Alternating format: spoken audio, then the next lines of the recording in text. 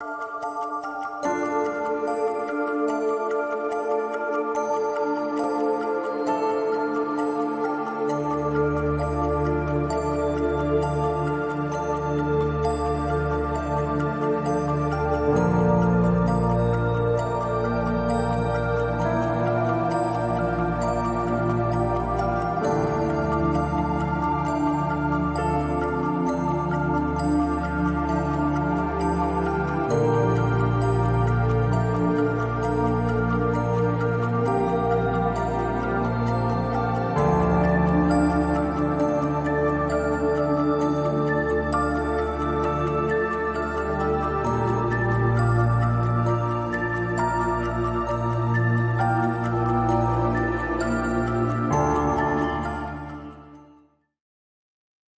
is up, guys? Welcome to the ThinkComputers weekly tech podcast. This is episode 294, and this week our podcast is brought to you by our merch.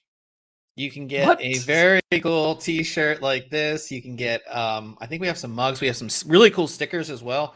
Go to thinkcomputers.org/merch and pick up one of these shirts. And we have ones in there that are like this. If you're into t-shirts, these are like tri-blend. They're extremely comfortable. They're not like after, if you like wash a shirt like once and it just gets like hard. These are like just soft and nice. So yeah, check it out. thinkcomputers.org/merch. And of course, with me, it is Ryan. What's going on? I'm with you almost all the way. Like my voice, I can just tell it's dwindling away. I'm just recovering just from a lot of work and been real busy. Hopefully my voice sticks Ryan is for the whole podcast. Ryan is slightly under the weather, but we're glad he's here, and hopefully he's not it doesn't have anything really bad, and he gets over it in a couple days. So we have Kevin in the chat. He asked if are the shirts Chinese or China sizes or fat guy friendly? These are like normal sizes. I believe this might be a medium. I'm not sure. But no, they're like true to size. We do it through, I believe we do it through Spring. So they're like true to size shirts. So you shouldn't have to worry if you want to pick one. Are they like, I forget some of the more common brands that a lot of those printing site companies use. But if you know like what size you wear, like with a, now they're all like skipping my American mind, Apparel, Hanes, or if you know like the sizes you've gotten in previous orders and stuff, you're pretty safe to go with the same size if they fit. So definitely, like I said, check out the store. And if you guys want to follow along, if you're in the chat, definitely say what's up. And if you're listening or watching and you want to follow along, we do have our full show notes page that has everything that we're going to be talking about this week. And we definitely have a lot going on this week. So you can go ahead and do that. The link for that is in the description of the video. So definitely follow along with us. And we'll start with our reviews this week. And I took a look at another case. In this case, I would say, I think that it's probably one of the best cases at its price point, which is $100. And I think, don't you think $100 is like what a lot of people, that's like their budget for a case for a lot of, like, they're like, I want to spend $100 on a case. Yeah, I think that's a good level where you feel like you're not spending like the $60 or $70 and getting a very bare bones case. $100 is usually like that entry point for a lot of the major manufacturers, whether it's Corsair, Cooler Master, Be Quiet, in this example, right? I think $100 is a pretty average cost. Yeah, so we took a look at the PureBase 500DX from Be Quiet. And this case has actually been out for a while. And it's cool to check it out now, not when it first launched, to see how it still does against a lot of the newer cases. And the thing that obviously, because we took a look at the original PureBase 500, and the DX, basically what it does is it adds a mesh front. And we talk about airflow in cases, and I think that we're finally getting away from the glass fronts in a lot of these cases because people want performance. People want they don't want their product. They want their hardware overheating. They want proper airflow and everything like that. And so we have a mesh front. Beyond that, they've added, and we'll show you the pictures here of the front. Let me go. Hang on, I just realized I put a message in chat, but I used YouTube chat and they're using Facebook chat, so I want to make sure they hear my comment. Oh, okay. So Kevin, he said the Mod My Mods crew says hello. Good to see you guys. I believe, aren't they in New Jersey? I could be wrong.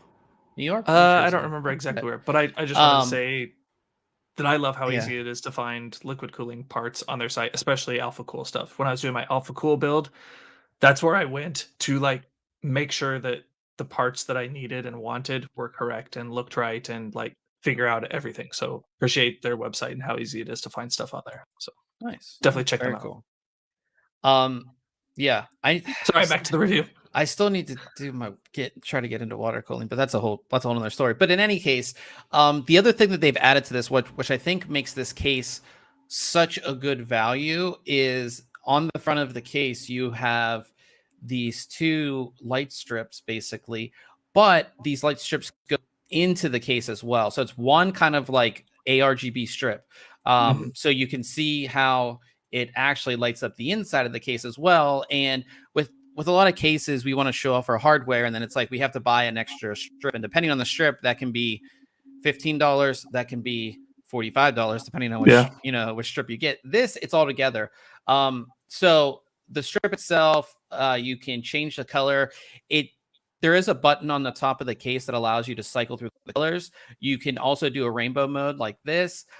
There's also a couple marquee modes, which kind of like cycle down the front of the case, and that's all built in. But if you want to do software control, it does have a 3-pin addressable header, so you can connect it to your motherboard to do software control on it as well. But it's just like, I just think this completes the package, right? Because when we buy a case, we either want to add RGB fans, or we want to, we want to add lighting somehow. And this kind of, this makes it so you don't have to do that, basically. Which and it gets you there again at that $99 price point. Yeah. Right. Without you feel really good, especially if this is like a first build or something. You're getting all these features that you'd, like you said, have to pay more for typically. Yeah, so I think it really completes the case. Beyond that, the case itself, typical mid tower. So you're going to fit up to ATX motherboards inside. You have 3 included 140 millimeter fans. You can see one right here on the front. There's one on the rear and one on the top. That they're Silent Wings fans. Be quiet. The case is very quiet because of those fans. You can add more fans. I believe the front fits a 360. The top, I'm not sure what the top fits. I think the top fits maybe, I think, a 240 up there as well. So you have room to expand if you want to. Obviously, tempered glass side panel. It does have the screws. We've seen a lot of cases make this either on a hinge or something like that, where you don't have any screws. Honestly, it's not the biggest deal, but again, we've seen other companies do a little bit better implementation there. Internally, typical motherboard tray, as you can see. Again, ATX motherboards, they have this little cover here that hides a lot of your cables, which is really cool. Also, one thing I really like on this is that there's an SSD mount here, and there's one below, and then they have this Be Quiet logo here, which also serves as like to cover up the cables from those drives. But the reason I like this is because I always feel like this part of the case gets empty if you're not doing water cooling. This is just like empty space, and here you can basically put 2 drives in, and it just adds so much more to the inside of the case. And I actually added a drive, which I'll show you guys. Well, if you go with like some of those ADATA, I think that's who makes some of the RGB. Yeah, Kingston does it as well. Right, some of those RGB drives. Yeah, those can look really cool there. Yeah, so, and then you do have sound dampening material on the opposite side panel, which is just a plain steel panel. Tons of cable routing. Like, you can see all of these tie downs, like there's a ton. You also get 4 included Velcro straps, which makes managing all your cables quite easy. You have 2 SSD mounts here as well. This is just a removable bracket. You also have a hard drive cage down here. Now, this hard drive cage supports either 2 3.5-inch drives or a single 2.5-inch drive. So out of the box, you have support for 6 hard drives, and this is a smaller. I wouldn't say this is like a big case by any means. This is a smaller case, so having support for at least 6 hard drives, 5 SSDs, if you want, is pretty awesome right there. You can see how the bottom cage easily just comes out. And yeah, so installation was a breeze. Everything went in no problem. All of the standoffs are pre-installed for ATX, so you don't have to use the little standoff tool. They do include one. Everything goes in pretty easy. You can see I installed a drive right there, and you can see just how nice it looks. And like, again, the cables down here are hidden because they have this little cable cover thingy right here that allows you to easily do that. And everything went really well. I mean, like, this is what the build looks like. I wish I would have put another drive down here to like really complete the whole thing. But I mean, it's just a simple, clean build. If you're wondering about graphics card support up to 369 millimeters as far as graphics cards, so you can fit some pretty long graphics cards in there as well. So yeah, everything went really good. It's a quiet case. You do have proper airflow, which I really like. And again, you have the ability to add more fans if you want to at a later time. But out of the box, it's ready to go. 3 fans. You have the lighting. It supports everything for the most part, and I really like it. The white version is actually selling for under $100. It's $94.91, while the black version is $99 on Amazon. I just think it's just a really good case. I gave it a 9 out of 10 and our recommended award. The only thing that would have been nice would be like a vertical GPU mount right here, because I think that would look really good in this case as well, but there's not one. So yeah, Cool. go ahead and check that one out for sure. And then we have a really interesting product, and this one I had a lot of fun with. I actually made a video if you want to check it out on our YouTube of this. It's the Silverstone ES3 Wi-Fi, and what this is basically, this more or less allows you to turn your phone. So here's, turn any phone, tablet, into a switch to turn on your computer. And we actually saw this before. So they initially released their ES02, which basically just came with a remote. So it gave you a remote for your PC, sort of like a car starter. This makes it one step further by adding Wi-Fi and an app. Hang on a sec. Your audio was really like robotic for about 10 seconds there. Like really cut down. I really hope we're not having these issues again, because after we had those crazy USB issues, I completely redid everything. So hopefully it's not that. It might be my internet, because that's usually what happens when you get that that rope, because it's. You're sounding better now, but for quite a while you were. Yeah, it compresses it when I'm talking and it goes through the internet. Obviously, it's compressing that audio. And if you have bad internet, you get more and more compressed, and you sound like a robot. You're way compressed. Yeah. So hopefully, I think everything in this office is breaking. It's just one of those. Need new gear. Need new gear. So I will be eventually upgrading the main PC. So hopefully that fixes some of these issues. But in any case, it's this really small little device. You can see here, it's just this little thing. Basically like this little PCB that plugs into an internal USB 2.0 header on your motherboard, and you plug these cables into the front panel headers, one for power, one for reset, and then the speaker, which actually monitors if your system is on. So it would actually let you know if your system's on or not. And then you have the pass-throughs, so your power button on your PC operates normally as well. Super simple to install. Setup is a little bit harder, but it's not all that bad. But it's just a cool product. I think that the real reason I like this is, it's cool to have like a remote, right?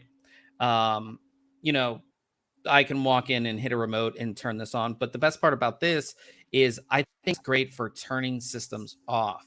So, in a couple of weeks, I'm like flying across the country. What if I leave and I'm like, oh crap, I left my computer on? Because this is connected through Wi-Fi and the device itself is, as long as your network's on the internet, you can't, I'm about to get on my flight. Oh crap, I left my computer on. I just turn it off, right? I think that's the biggest upside of this product is that. because there's so many times where I went out to dinner last night and I came back and I was like, wait, I left my computer on. Like I had left it on, you know what I mean? So I So think looking at that, when you look at the app, will it also just show you the status of your computer, like yeah, on or off? That's yeah. nice. So it will show you if on or off, and again, it's super easy to just turn it on and turn it off. And it will let what the status of the what the status is of it, which is really nice. Yeah, it's like a super simple device. It's basically really all it is. I made a full video on it, which I would say for you guys to definitely check out, because that goes through setup, that goes through getting it up and running, it goes through the app, it goes through everything. You can check it out on our YouTube. But I think it's a really cool product. It's just one of those things, and you can connect it to your smart home devices too. It works with Google Home, Alexa, and Samsung Smart Things. So again, you can also use voice commands. So I live in a 2-bedroom apartment, so like I'm in the bedroom and I'm like, oh, I left my computer on. I can just tell my smart home device to turn it off, and it will do it too. And that's incredibly easy to set up in the app as well. So it has a lot of really cool applications. Somebody else also mentioned, I think in our YouTube comments, they said it would be great for you built your own home NAS. You haven't used like a Synology or a QNAP. Like you've built your own home server, and you need to either restart it or you need to turn it off or whatever. This could be Oh, used yeah. for that as well. So you don't have to do that on your own. So it's pretty cool. Or like even like a home theater PC that's like tucked back in your home theater system. You could just use this as a remote. You don't have to go back in there and press the button to turn it on or whatever it may be. So really cool product.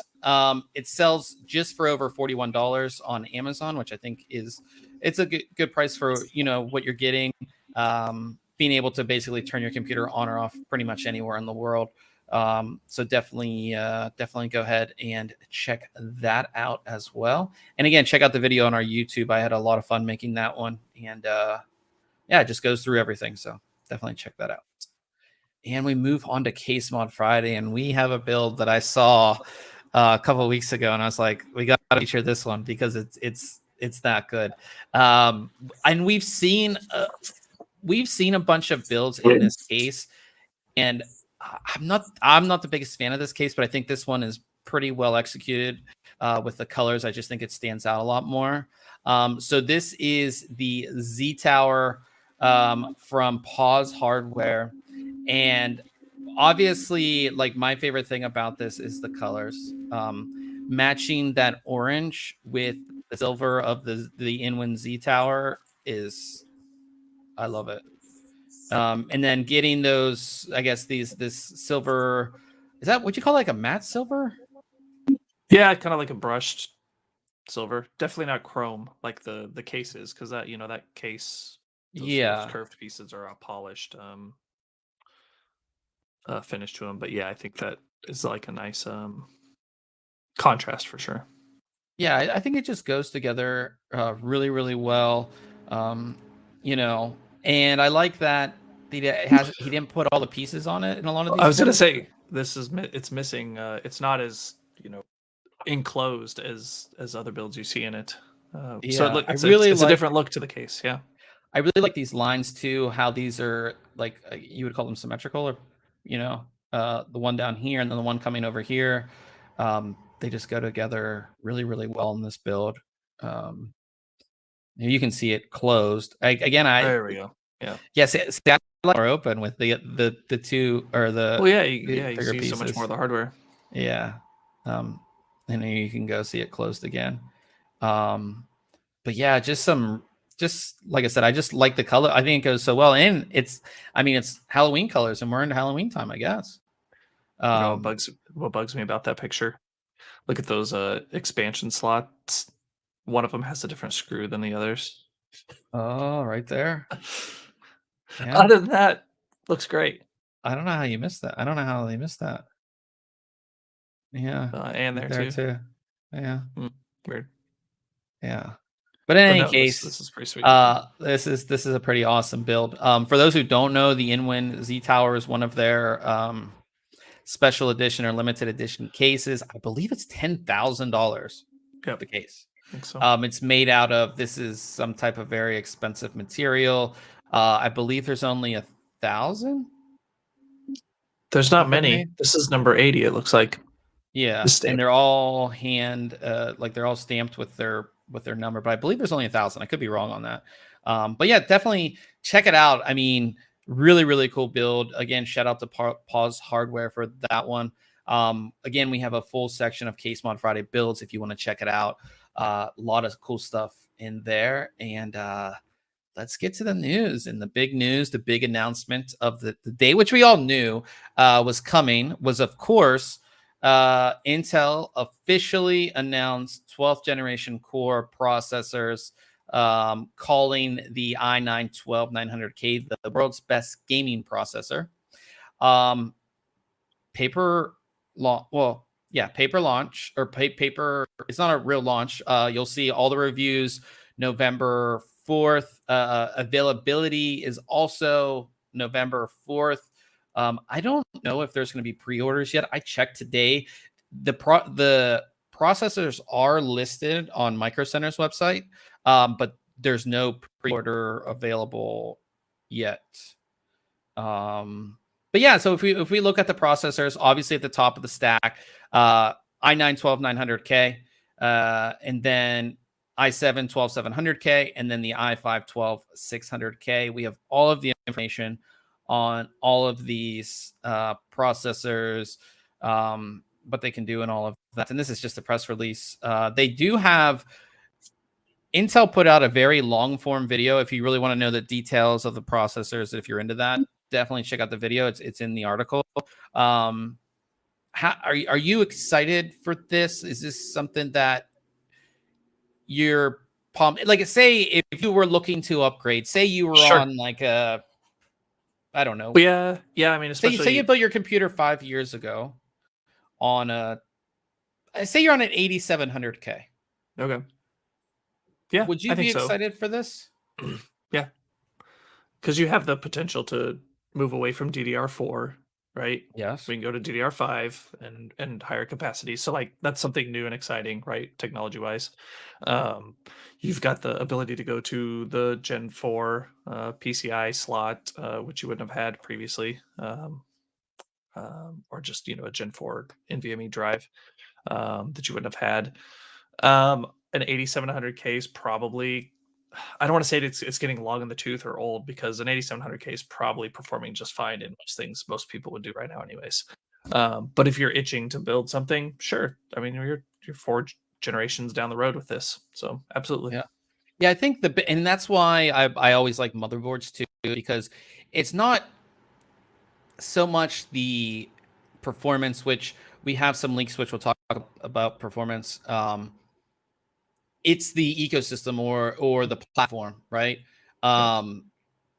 You are getting PCI Express 5.0 on this as well. True. You're getting DDR5 on this as well. You're getting faster storage, obviously. You're getting a whole slew of new motherboards that were announced today. I watched the ROG presentation today. Some of those boards, like they're super high-end board with the EK monoblock, is like, it's just awesome. Pretty sweet. Yeah, I didn't even mention the 5th gen PCIe, because like that's so new still that I'm not even excited about it yet, because what have we even heard about that even supports that, right? Or what product? So that's why I just mentioned 4th gen. But yeah, you're absolutely right. 5th gen will be available here.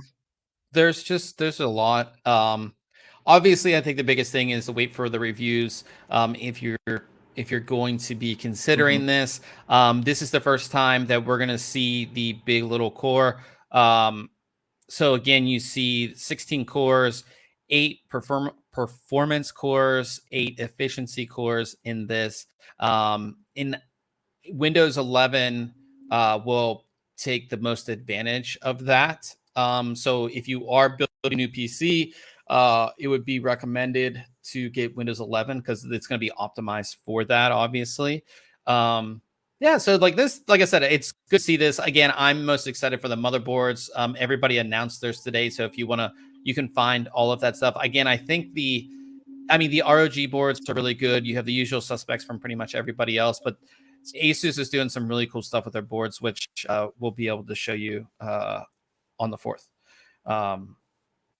So yeah, so really cool stuff. Definitely, like I said, check out the full article. Again, if you're interested in the tech and the nitty and gritty, watch Intel's long form video. There's a lot of information on the processors in there. So Cool. so yeah, and then talking about leaks, we have this 12600K, and this is getting a lot of leaks out there.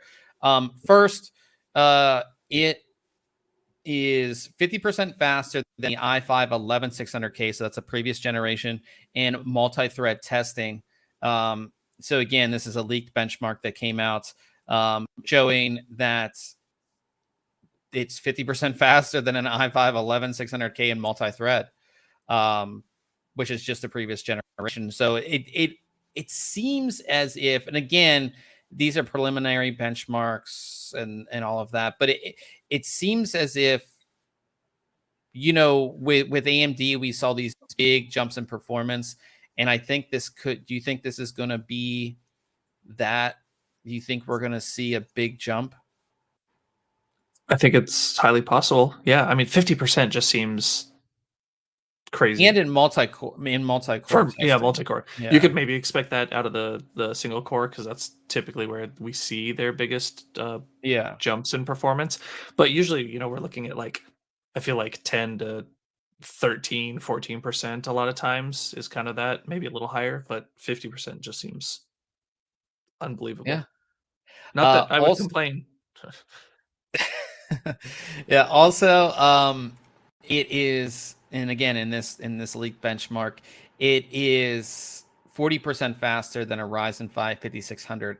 Uh, yeah, 5600X, which is an excellent processor. Actually, probably one of my favorites from this generation, 5600X. Um, Again, these are all leaked, but I mean that's pretty good for for what it is.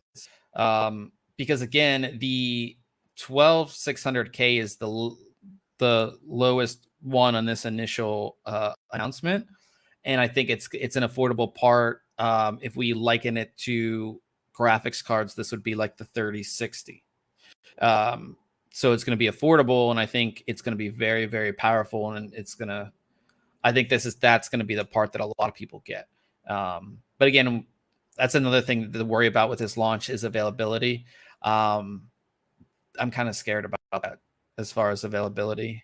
It might be one of those Uh, times where it's more beneficial to go with a combo like from Newegg or Amazon where yeah, you're getting a CPU and a motherboard. That way, hopefully, at least they're pairing them together and then shipping them out and not shipping them separately, right? Because you may want the CPU and a whatever motherboard, and that combo might not be available. But I would assume that if they're selling them as a combo unit, they've got them and they've paired them up already and can send them to well, you. that's So the that thing might be too. something to Is look out for. the big thing is DDR5. We're building up a Z690 system as we speak, and one of the hardest things to get was DDR5. I mean, we work with a lot of a Just lot about of everybody. yeah memory manufacturers, and only one was able to send us. Some said 2022 until they're ready with their DDR5. So I think that's going to be the big thing too. So I think you're right. I think if Newegg does motherboard, processor, memory Yep. with the DDR with like the Z690s that are DDR5 and puts it all together, I think a lot of people would go for that because I mean, this is a full this is not something you're going to throw in an older system. The only thing that you might be able to do is keep your DDR4 from your current system, and if you got a DDR4 motherboard. But obviously, if you're getting this, you want DDR5. I think a lot of people do as well. Yep. But I think again, availability is going to be the biggest thing. So the combos I think are going to be great. So hopefully we see not only Newegg, hopefully Micro Center. I don't even know if Amazon would do it as well, but I think that's a good way to get people to just completely you completely upgrade. That would be the kind of way forward. So we'll see if that happens. This is really funny. So this was posted last week, right after our podcast last week, because we did it on Thursday.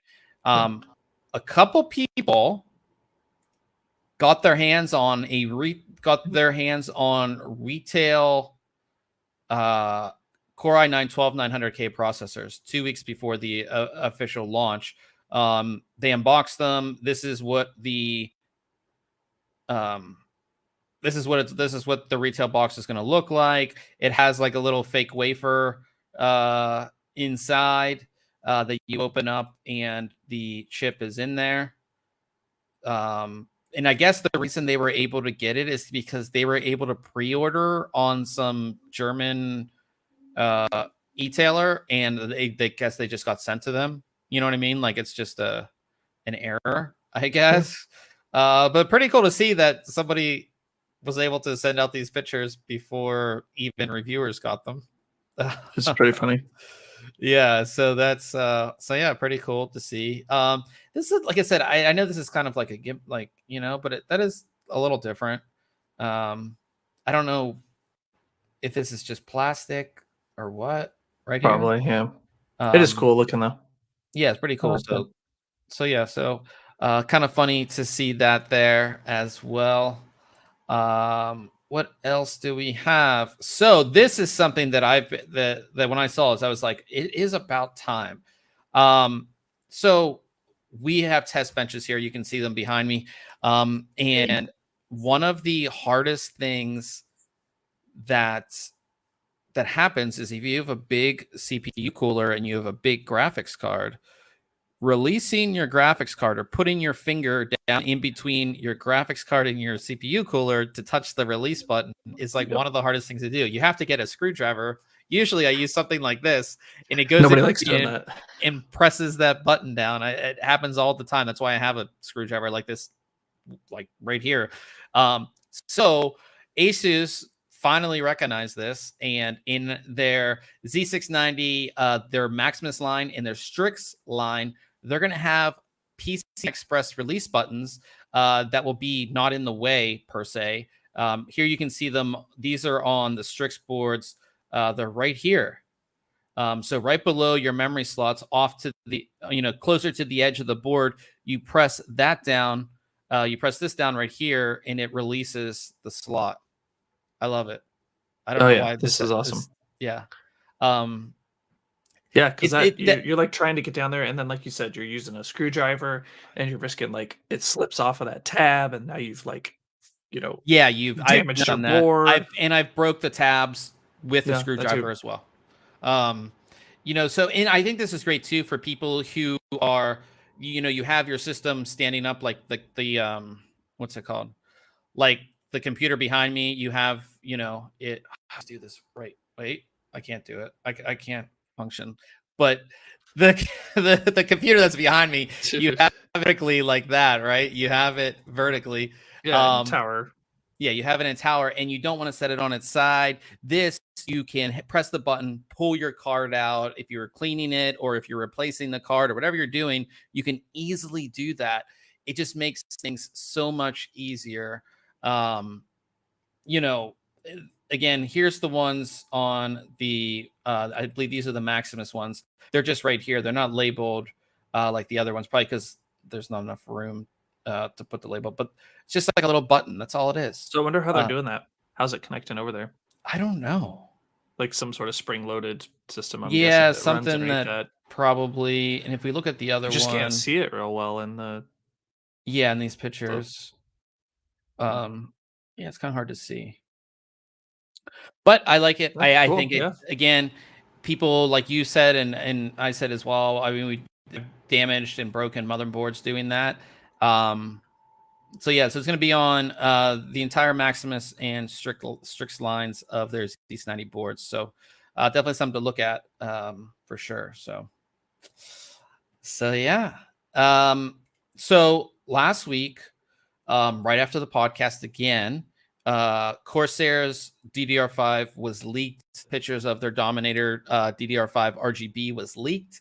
And then Corsair officially announced it along with their Vengeance DDR5.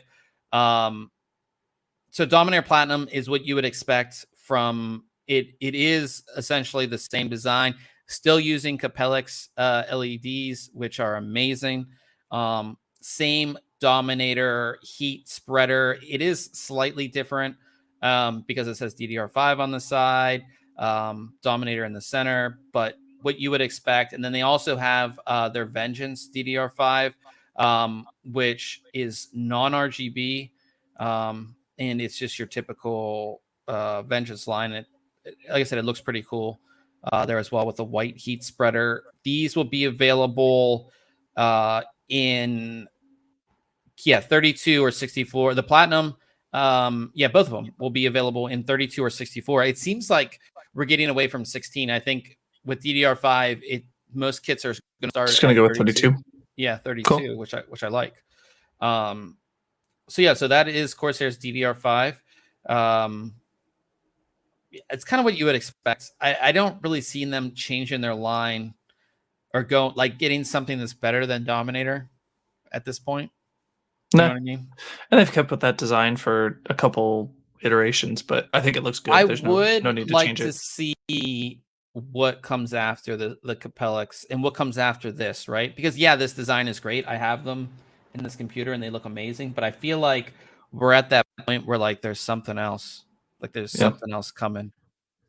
Little OLED screens, or I don't even know. Oh, jeez. Something crazy. Which Corsair would do. I mean, Corsair would be the company to do it. So that's exciting. If you're looking at DDR5 and you want Corsair stuff, you'll have, at least to start, you'll have Dominator Platinum and the Vengeance DDR5 there.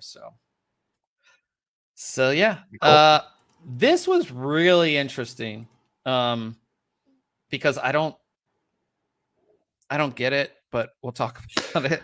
It's new and I don't understand it and I don't like it. No, it's not that I don't understand it. It's just that I just don't get it. So AORUS announced this modular gaming PC project called Project Silo. I guess that's how it's named. And it looks like this, where each section is a part of the PC. Mm-hmm. I don't understand why. Someone else was coming out with something like this. Razer did, and we actually put it in the article. Razer had something like this, which obviously looked a lot cooler than the other one. And this never came out. This was always it wasn't something else. No, I was thinking of. I'll try and find it. Okay, because Razer years ago. I mean, this was years ago. This was in 2014. That Razer showed this at CES. I remember seeing it, and I thought, "Oh, that's cool." But none of these things ever take off. You know what I mean? Oh. And again, this looks awesome. This, on the other hand, looks like a vacuum. A robot. Yeah, vacuum it looks like stacked on top of each other. Yeah, it looks like 3 Roombas on top of each other. Yeah. I just a room. Yeah, never mind. And the thing about these is have modular design. I can pick what I want. Blah blah blah. But a normal PC, you can do that. You do the same thing, right? You know what I mean? And you have much more of an ability to make it your own. You get to pick the case, you get to pick the internals, you get to pick if you want lights or not. You get to do all that. Here, you're limited to these. Well, now is it proprietary? It's all that can go in here. That's not fun. It makes upgrading hard. These things just never take off. I don't know if there's a specific market, LAN centers. I just don't know what the point of this is. I don't know who would be into it. I don't see gamers being into it. Maybe corporate. I just don't know. So yeah, no word on when it's going to be, if it's going to be brought to market, what, but I'm just not a fan of it. Maybe if it looked cooler, I could say, but it's just not my thing. So check that out if you want to, but it's just not my thing at all.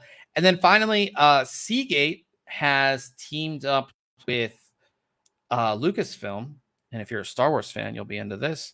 These are cool. Star Wars Beskar Ignot. Is that how you say that? Ingot. Yeah. Ingot drives. Which they have portable drive, they have a 3.5 inch, and they have a NVMe drive. If you were building a Star Wars themed build, this is what you would probably get. Definitely. For your internal drives. They all have this. Go ahead. These would have been cool when we had the Star Wars themed cards from NVIDIA. Yeah. It was it the Titans in the 900 series? Mm-hmm. Yeah. Yeah.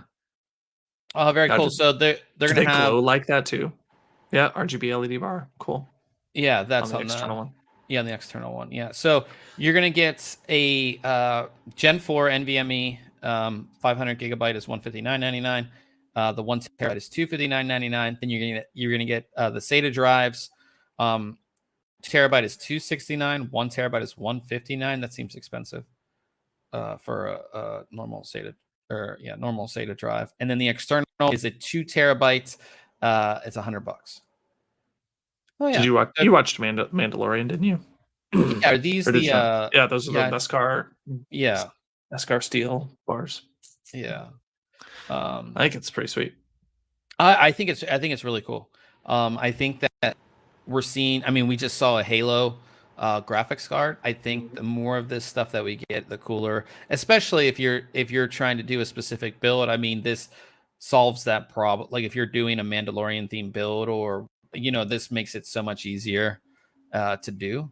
And if you're just a fan of Star Wars and you're like, yeah, I want that Star Wars portable drive sitting on my desk, like that's just it's something really cool. So check them out. They're from Seagate, so very cool stuff there as well.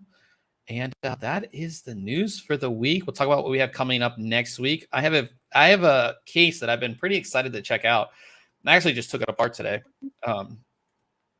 It is the Thermaltake the Tower 100, which I feel is going to be one of the best mini ITX cases if you want to display your mini ITX build, because there's a lot of people who want the smallest thing possible. They want the smallest amount of liters they can for their mini ITX, but there's also people that just like they like the size of ATX. They don't want something crazy big, but they also want something that's like a normal mid tower where they can display everything. And I think this is going to be the case to do that.